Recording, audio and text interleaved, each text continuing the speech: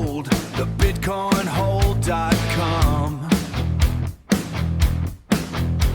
The Bitcoin self-custody is the whole.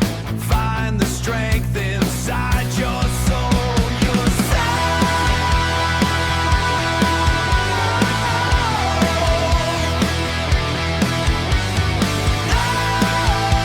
the bitcoinhold.com.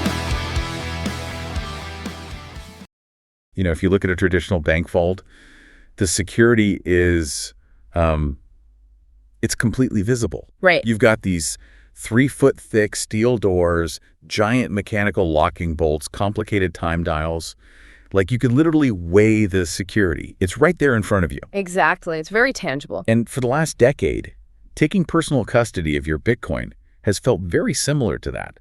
I mean, we've been buying heavy physical metal plates, stamping our recovery words into them with literal hammers, and, burying hardware wallets in secure, undisclosed locations. Yeah, we took a purely digital bearer asset and made it incredibly physical. Right. But looking at the stack of developments that hit the wire this week, It feels like that 3-foot steel door is suddenly becoming invisible. Yeah.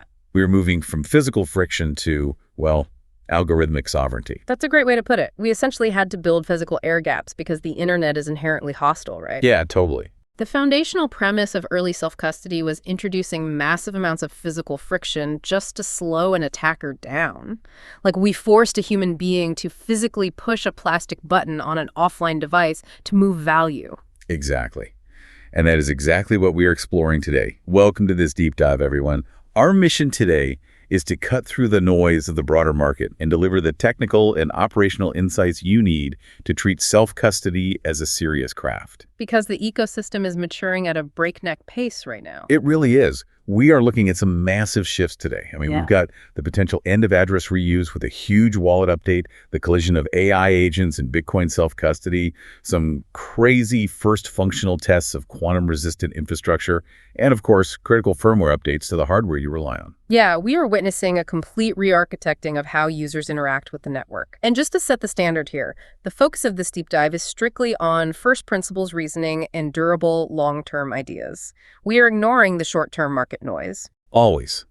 So let's start with the most fundamental operational habit every user has, which is receiving funds.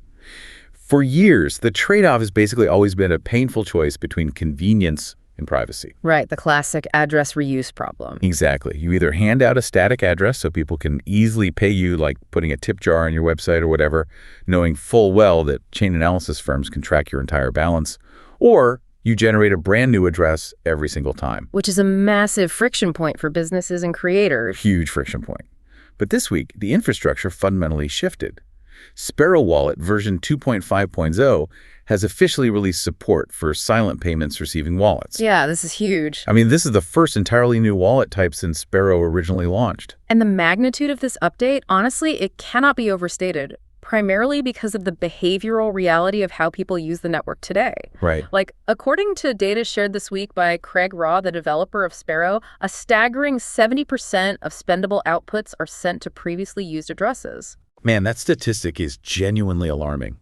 We constantly talk about the dangers of address reuse, but the data clearly shows people are just taking the convenient route. Yeah, they just want it to be easy. And that destroys privacy because of the common input ownership heuristic. Exactly. Like, for those listening, when a receiver gets paid to the same output script multiple times, and then those associated UTXOs are eventually spent in separate transactions, chain surveillance firms operate on the assumption that all inputs to those transactions are owned by the exact same user. Right. You essentially end up mapping your entire financial life on a public ledger just because a business gave you a static deposit address. Yeah, it's terrible. So how does Sparrow fix this? Well, Silent Payments, which is categorized under BIP 352, proposes this brilliant cryptographic scheme to dismantle that heuristic entirely. It allows you to post a static payment instruction, like a reusable code, on your social media profile or storefront. But when someone actually pays that static instruction, the math running in the background produces a mathematically unique output script for every single payment. Wait, really? So to an outside observer analyzing the blockchain, These payments are completely indistinguishable from any other unique Taproot output. Exactly. It just looks like random network traffic. That is incredible. But from a functional standpoint, I want to look at the computational cost of this magic, because there's always a trade-off. Always. So if I'm setting up what is essentially a digital P.O. box that magically spawns a new unlinked mailbox for every letter I get, even though I only handed out one public address, my node has to actually find that mail. Yeah, your connected Electrum server has to scan every single Taproot output on the blockchain to see if the math matches your private key. Which is a massive computational burden compared to just checking a known address. Does this massive scanning requirement sacrifice convenience for sovereignty? So that is the exact technical trade-off. Third-party observers cannot distinguish the payments, which grants you the privacy, but receivers absolutely carry the computational burden of scanning the chain. Right. However, the infrastructure is actively being built to absorb this. This new release of Sparrow auto-selects a server called Frigate. Oh, that's run by 2140.dev, right? Exactly, which is the first silent payment-capable public Electrum server. So the heavy lifting is already being offloaded to specialized infrastructure. And there is a massive operational benefit that offsets the scanning cost. Which is? Silent payment wallets completely eliminate the gap limit problem. Oh, wow. Yeah, the gap limit is a classic headache. That's when your traditional hierarchical deterministic or HD wallet looks ahead and a certain number of addresses, usually 20. And if it doesn't see a transaction in those 20 addresses, it just assumes you stopped using the wallet and it stops scanning entirely. So if you generated, say, 25 addresses for customers, but no one paid you, and then that 26th person finally sends funds, your wallet might not even see that payment when you restore it from a seed phrase. Exactly. It's a huge point of failure for users. But because silent payments derive the output script mathematically on the fly based on the transaction itself, there is no pre-generated chain of addresses to monitor. So there's no list to look ahead on. Exactly. Therefore, there is no gap limit at all. The scanning requirement is just a necessary computational cost for true operational privacy. You achieve the ultimate sovereignty here. Financial privacy becomes the default passive state without forcing businesses to sacrifice the convenience of a static address. I love that. But there's an interesting tension here. We're leveraging all this computation to make our wallets invisible to the outside world, but simultaneously, we're inviting incredibly complex software inside our own perimeter to manage our digital lives. Oh, you're talking about the AI agents. Yeah. As AI agents become mainstream, we face this entirely new dilemma. How do we authorize these agents to act on our behalf without handing over the literal keys to our wealth? It's a huge question right now. And Foundation just raised $6.4 million to expand from basic hardware wallets into a new category they are calling human authority hardware. They're launching the Passport Prime and the KeyOS SDK in beta to handle AI agent authorization. It's a very necessary pivot, honestly. Hardware wallets successfully solve the problem of keeping your seed phrase off internet-connected laptops and phones, but the landscape is shifting toward an agentic era. Right. You are soon going to have AI agents reading your emails, negotiating contracts, and eventually preparing transactions. In that environment, your passwords, your granular approvals, and your defined budgets matter just as much as your master seed phrase. Yeah, and we saw this pattern emerge across multiple software updates this week, too. Yeah. Like Albi Hub released version 1.22, introducing a dedicated AI and agents page. Yeah, that was a big one. This lets you connect your core Lightning node to AI agents using Lightning Node Connect, or LNC.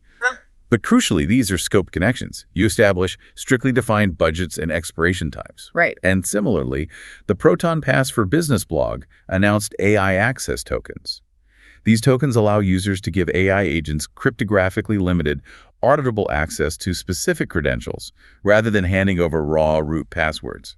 Yeah, the broader industry is finally realizing that you cannot give an AI agent root access to your digital life. Yeah. You aren't giving an AI your seed phrase, you are issuing it a cryptographically enforced allowance. I like that phrasing. A cryptographically enforced allowance. Yeah, with Albi Hub, the scope dictates the boundaries. You are telling the agent, you can spend exactly 50,000 sats this week to pay for automated API calls, and the moment you hit that limit or Friday arrives, your access cryptographically expires. Right. With Proton Pass, you are issuing a token that grants access to one specific vault, generating an immutable audit log every time a credential is used. That makes sense technically, but I've got to push back a bit here. Psychological terror still sets in for most people who have practiced self-custody for years when they hear the phrase AI agent managing my wallet. Oh, absolutely. It sounds crazy at first. Right.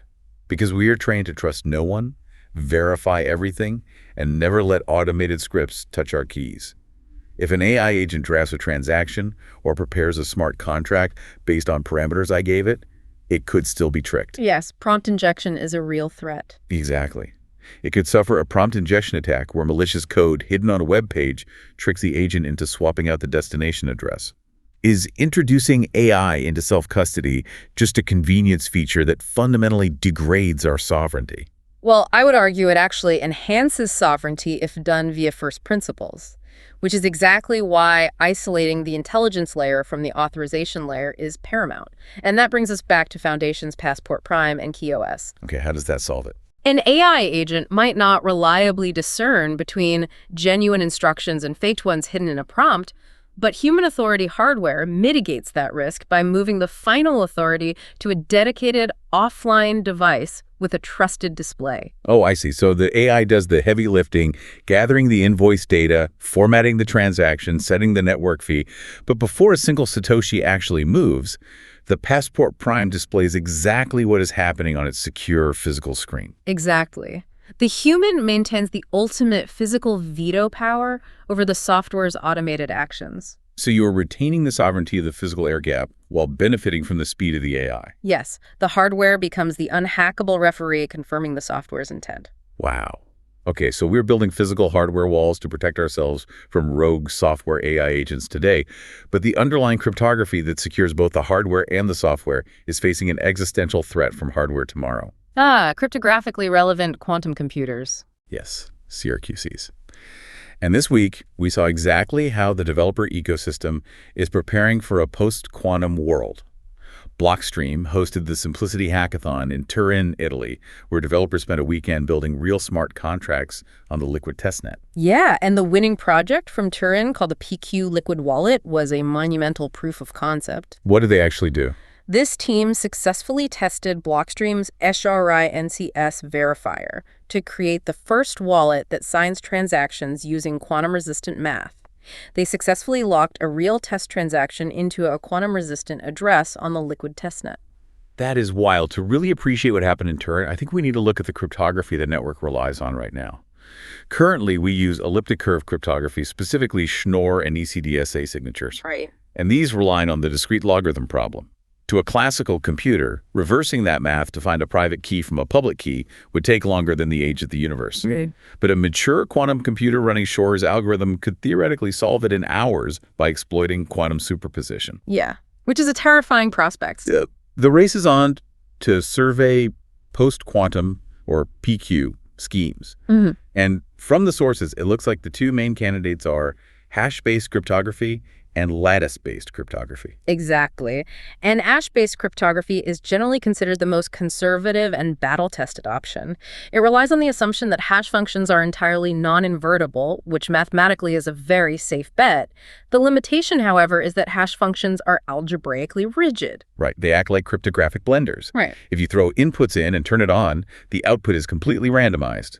If you try to add two outputs together, it destroys any mathematical relationship back to the original inputs. Yeah, exactly. That makes hash-based cryptography incredibly secure, but almost impossible to use for advanced protocols like multi-signature setups or threshold signatures. And that rigidness is why the cryptography community is heavily researching lattices. The Blockstream research blog post this week titled Schnorr, but with vectors, detailed this beautifully. Oh yeah, that was a great read. Right. Instead of multiplying points on an elliptic curve, lattice cryptography involves multiplying grids of numbers or matrices by lists of numbers or vectors. Because lattices maintain structural mathematical properties even after complex operations, they open the door for those advanced modifications. So it truly is like using our current Schnorr signatures, but swapping out the curves for complex vectors. Exactly. But reading through the sources, there is a massive security catch with lattices regarding something called rejection sampling. Yeah, that is the tricky part. In these lattice equations, to keep the math impossibly hard for quantum computers to solve a concept known as the short integer solution, the numbers inside the vectors must be kept very small. Right. But when your wallet calculates the signature to spend your funds, doing so creates a statistical dependence between the signature and your underlying secret key. If an attacker observed enough of your signatures on the blockchain, they will notice a statistical shift, pinpoint the center of the distribution, and reverse engineer your private key. Just by using the wallet normally, you would slowly leak your key. That sounds like a fatal flaw. That statistical leakage is definitely a critical vulnerability. But cryptographers solve this using a technique called fiat shamir with aborts, which is commonly known as rejection sampling. Okay, how does that work? After the signer generates the signature, the software runs a check to see if the addition of the secret key shifted the mathematical value too much. It's essentially playing a slot machine, right? Pretty much, yeah. If the signature it spits out happens to contain a statistical clue to your private key, the wallet silently pulls the lever again, throws the bad signature away, and aborts the process. It tries again with a new random number over and over in milliseconds until it generates a signature that perfectly masks the secret key. Exactly. The wallet rejects its own math until it hits a perfectly safe distribution. It's a brilliant workaround that allows us to use flexible lattice cryptography without degrading security. And the hackathon in turn proved we can implement these complex checks natively. That is just incredible engineering. Speaking of complex native tools, another highlight from Turin was the Dead Drop Vault. Oh, that was a really cool project. Yeah, this was a native inheritance tool built using covenants. It allows a user to maintain full sovereign control over their funds, but if they go entirely quiet for a set period, say 12 months, an heir can claim the funds directly on-chain without needing a lawyer or a centralized custodian holding the keys. Right, because covenants represent programmable self-custody. They allow you to place conditions on how a UTXO can be spent in the future, which fundamentally alters how we approach inheritance and backup redundancies. Now, I do want to bring up a significant community debate that surfaced this week regarding these future threats. Jameson Lobb tweeted, "I think we're doomed if nobody spends time thinking about edge cases and coming up with contingency plans." Yeah, I saw that. He was weighing in on the debate over whether a quantum computer will just cause temporary market volatility or if it represents a catastrophic edge case threat. But it raises a really practical question. Are we focusing too much oxygen on a 20-year quantum threat when people are still losing their life savings to basic phishing scams today? It's a vital question of resource allocation, honestly. We absolutely must focus on the operational hygiene of today. But protocol development operates on a completely different time horizon. That makes sense. Upgrading the base layer takes years, if not decades, of peer review, testing, and consensus building.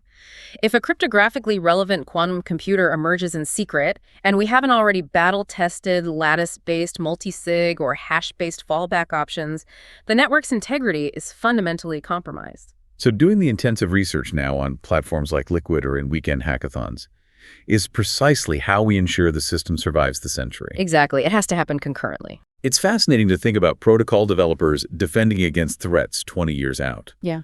But as an individual holding your own keys, you can't just wait for post-quantum updates. You have a responsibility to protect your UTXOs today with the tools actually available. 100%. So let's run through the critical operational updates to your self-custody stack from this week.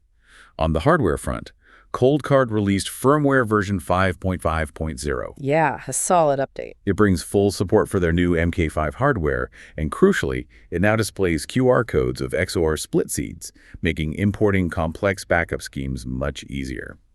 They also issued a targeted bug fix for the ColdCard Q, resolving an issue where empty notes were causing crashes in hobbled mode. Continuous refinement of the physical hardware is essential, especially as backup schemas become more elaborate. Bitbox02 Nova also dropped a major update this week. Oh, right, the Geneva update. Yeah, they released the Geneva update, which integrates decentralized swaps directly in the companion app without KYC, utilizing SwapKit. But more importantly, from a sovereignty perspective, they added message signing. Message signing is incredibly practical for privacy. Yeah. Usually, if you need to prove to a broker or an exchange that you actually own an address, you are forced to send a tiny transaction from that wallet. Which is awful for privacy. It really is. That costs network fees.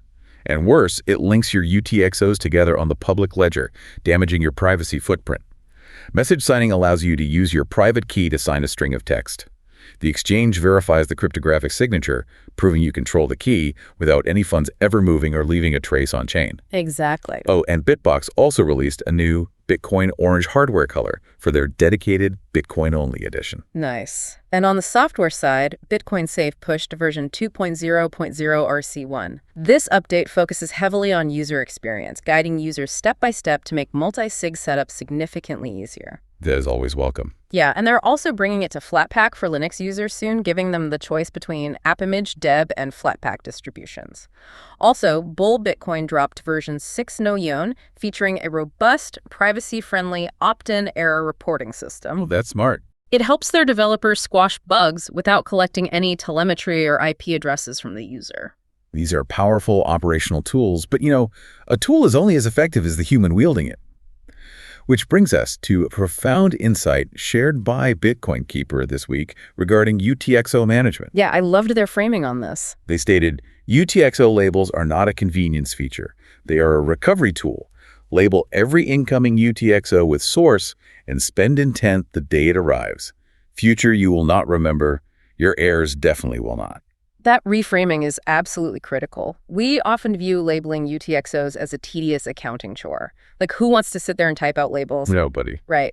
But think about the reality of inheritance. If you pass away and your heirs inherit a complex multi-sig setup, they are going to open that wallet and see a list of anonymous digital coins with zero context. Just a bunch of random addresses and amounts. Exactly. If you haven't labeled them, you are leaving them a massive puzzle without a key.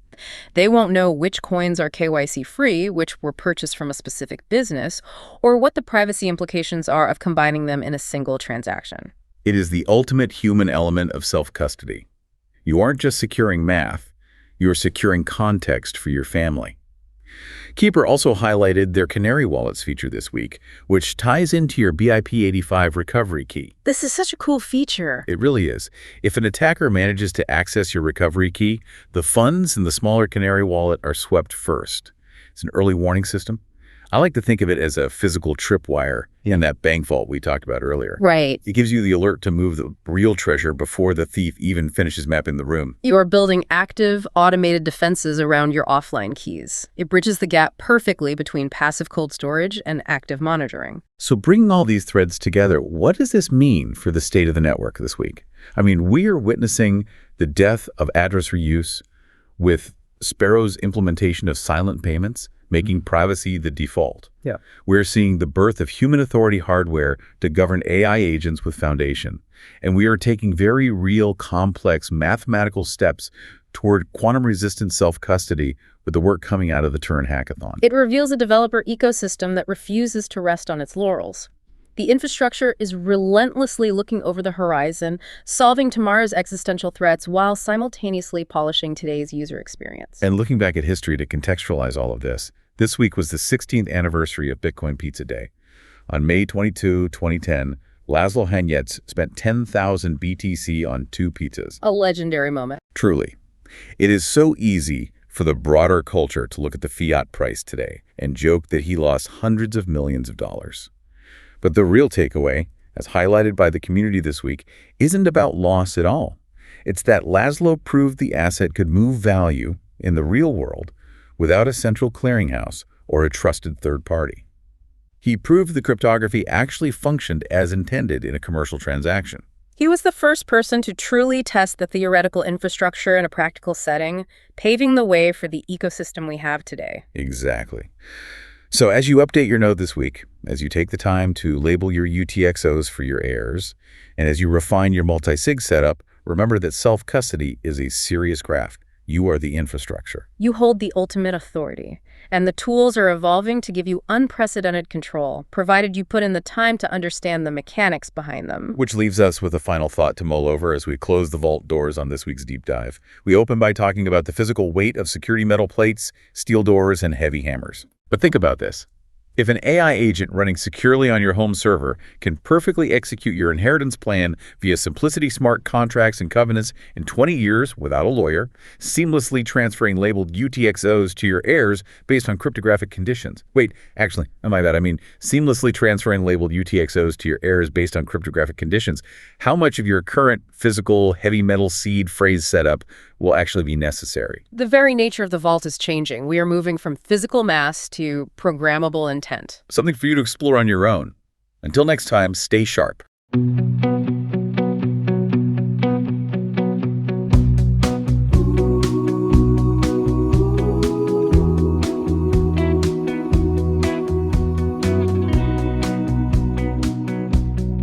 Hold your own keys.